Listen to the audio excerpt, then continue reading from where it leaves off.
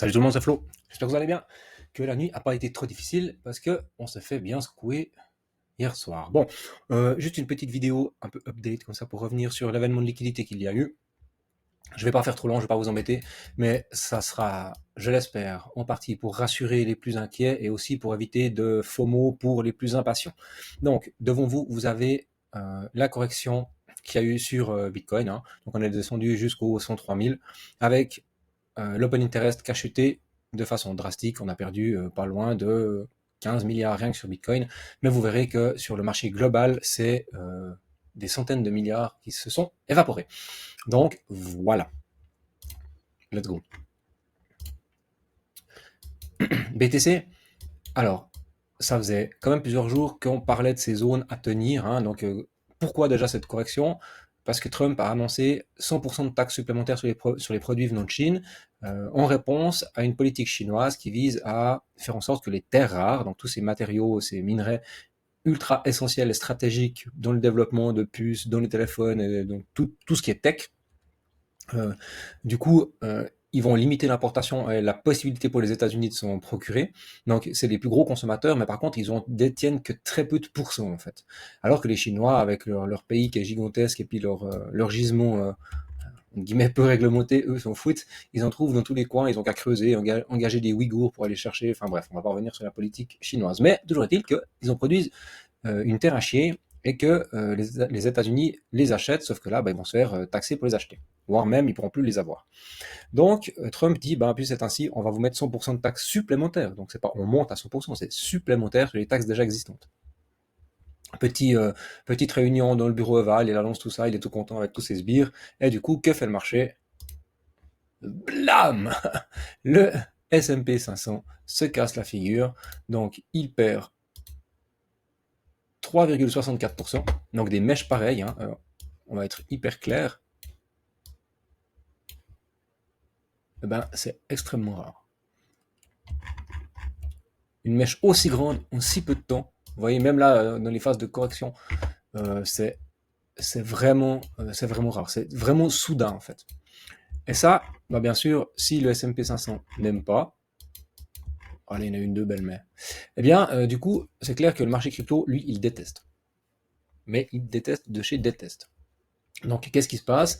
Bitcoin enchaîne une phase corrective de plusieurs pourcents. Comme il y avait énormément de gens qui étaient soit en long, on a vu hier, hein, je vous parlais des 117, 118, voilà, il y avait de la liquidité, on a les imbalances, toutes ces zones à travailler, et en même temps, voilà, déjà une dynamique baissière. Quand on a commencé à aller chercher les zones en dessous du premier arrêt des 119 000, ça a fait quoi? Ça a provoqué une cascade de liquidité sur Bitcoin. Une partie des gens sur Bitcoin sont dans ce qu'on appelle de la collatéralisation mixte.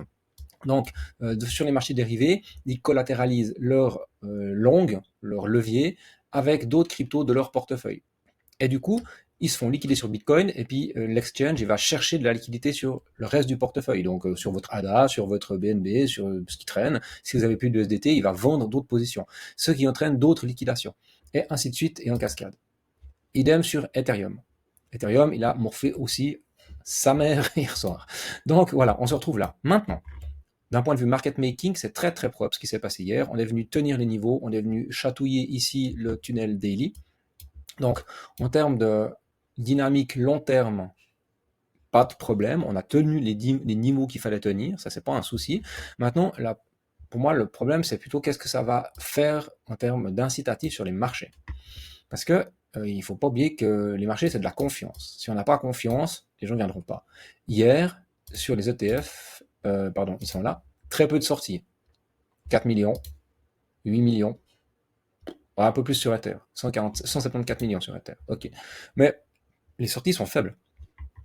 Alors peut-être qu'on a un décalage de quelques heures, peut-être que ce sera corrigé pour lundi, je ne sais pas, on verra, on aura peut-être les chiffres un peu définitifs. Mais toujours est-il que sur les ETF, sur les gens qui investissent, en guillemets, on spot, on a un peu de liquidation. Les gens prennent leur perte en fait, puis c'est tout. Donc les gens ne sortent pas du marché, ne courent pas dehors. Maintenant, lundi, réouverture des marchés tradis, c'est là qu'on va voir si les gens se cassent ou pas. Et c'est là que ça va être intéressant. Déjà, dans la nuit de dimanche à lundi, ouverture asiatique, est-ce qu'on va racheter le dip très fort, comme on l'a fait au Covid, pendant le crash Covid, et du coup, c'est reparti tout de moon, parce que du coup, c'est de l'opportunité pour plein de gens d'entrer. Eh bien, on va voir. Dynamique Ethereum, par contre, elle est nettement moins jolie. On fait du M vraiment, voilà, hein, boum, là, on a cassé, les supports, donc ça c'est pas bon. Par contre, chose intéressante, c'est que malgré la mèche qui était très moche, on a tout de suite réintégré la zone. Et vous voyez que là, on est en train de batailler, sur le dernier sommet, sur le dernier creux, pardon. On est en train de les réintégrer ici, les 3825. On est légèrement au-dessus. C'est ce qu'on veut voir. Si c'est de la prise de liquidité pure, sans dégradation de la tendance moyen-long terme, ce qu'on a besoin d'observer, c'est une réintégration des ranges et des zones clés avant la correction. Ou en tout cas, qu'on doit s'en rapprocher. Sinon, ça veut dire qu'on va se casser la gueule plus bas. Et ça fait longtemps qu'on a ces zones-là, hein, typiquement les 3200, 2700, où on dit attention, on peut y aller. Maintenant, du moyen-long terme, ok, on fait notre M, notre zone de rechargement, elle est là. Donc, de notre zone de rechargement, c'est une zone moyen terme de réaccumulation. Donc, on pourrait très très bien aller chercher quelque chose qui soit de l'ordre, on a fait notre truc, on vient chercher plus bas et on repart. Par contre, en termes de timing, ça colle difficilement avec une fin de cycle comme on les connaît. Donc, ça fait aussi longtemps qu'on en parle. Est-ce que l'arrivée de du côté institutionnel dans le marché va maintenant bousculer en fait nos cycles et que ben voilà, fini nos cycles traditionnels avec grosse hausse, grosse correction, peut-être qu'on va s'inscrire dans quelque chose qui sera guillemets, moins volatile, mais plus sur du long terme. Mais clairement, si on regarde comme ça, c'est pas hyper beau ce que fait Ether. Maintenant, vous dire si on repart, si on repart pas, c'est impossible. Je peux pas vous dire. On devra vraiment observer ce que fait le marché traditionnel lundi, ce que les gros vont faire. Il faudra qu'on ait analysé on-chain, ce que les gros portefeuilles ont fait, mais c'est massif. Hein. C'est massif. Si on prend la capitalisation boursière totale des cryptos, on a pris une dégelée. 4,13 trillions, donc 4000 milliards, et on est descendu à 3226 milliards. Donc on a presque perdu 1000 milliards. Bam! Sur les dérivés, c'est 16 milliards, plus ou moins quand t'es liquidé, hein. Presque 20, ça dépend un petit peu où vous regardez, quel chiffre vous prenez. C'est gigantesque. Moi, j'ai jamais connu un truc comme ça. Hein. Depuis 2017 que je m'amuse c'est un gros mot, sur les marchés, et ben voilà. Hein. Si on enlève BTC, 1600 milliards, 1200 milliards, 400 milliards qui sont évaporés sur les alt et Ether. Sans Ether et sans Bitcoin, 1100, 700. Ouais. Donc vous voyez, les alt, elles ont pris 350 milliards dans les dents. Hein. C'est énorme. Maintenant, prenons du recul, observons ce qui se passe. Tao, il est revenu dans son range. Il a méché, il a tout sorti, il est revenu dans le range. Ceux qui ont pu choper du Tao à 148, à peu de choses près, ils sont déjà en plus que x2. Enfin, ils sont en plus que x2. Ando, même chose, grosse mèche, on revient dans la zone. On est venu faire les week of check des zones de listing. Donc, market making non parlant, c'était très très très bien pensé ce qui s'est passé. On a sorti tous les longs. Il n'y a plus un long qui reste. Tout le monde épouse le marché, il est propre. Comme dirait Yann Darwin, c'est l'opération Q propre. Merci Yann pour cette mythique sortie. Pendle, idem. On est venu chercher les lots ici. Donc, on a sorti tout ce qui devait être sorti. Et je vous dis souvent, oubliez pas, les mèches seront retravaillées. Tôt ou tard, on les retravaillera. Normalement ou pas normalement, enfin voilà. Et ben, qu'est-ce qu'on a fait? On a travaillé toutes les mèches. Alors là, c'est fait, c'est réglé. Et en même temps, on est revenu dans les bas d'impulsion, dans les bas de range. Donc, vous avez ici, si le marché tient, des opportunités d'entrée qui sont dingues. Les gens qui ont réussi à racheter là, du pendle à 1,9, c'est démentiel. Votre PF, il est déjà en x2. Donc, si en plus, il y a des gens qui ont réussi à shorter ça, coup de maître. Donc, si on prend par exemple Pendle, on voit qu'on est où? Ok, nickel. On est pile poil. Aster, très résilient. Lui, lui s'en fout à peu près.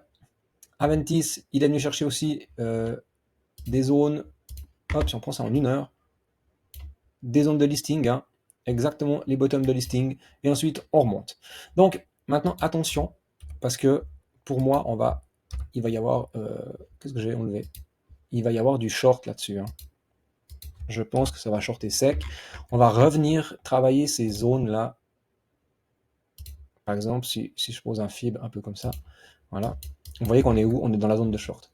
Donc c'est des zones qui sont quand même tondax, hein. Pour moi, là, on risque bien de venir refaire un peu de swing. Comme je vous disais avant, les gens sont déjà à x2, x3 pour certains sur ces montées. S'ils ont des leviers, ils sont peut-être à je sais pas combien, x8, x9. Donc on pourrait très bien faire ça, revenir travailler le bas des mèches. Alors peut-être pas complètement, là je suis peut-être un peu pessimiste, mais peut-être qu'on peut revenir titiller le premier arrêt avant de remonter.